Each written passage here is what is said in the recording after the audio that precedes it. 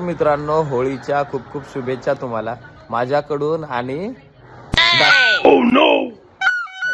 Happy happy काय तू हाल हे कोण कोण केला तुझा असा हाल? हात नको लाव, हात नको लाव. ताशिब त्यांनी कलर लावलं तुला एवढं वेगवेगळे colour. Silver colour, gold colour.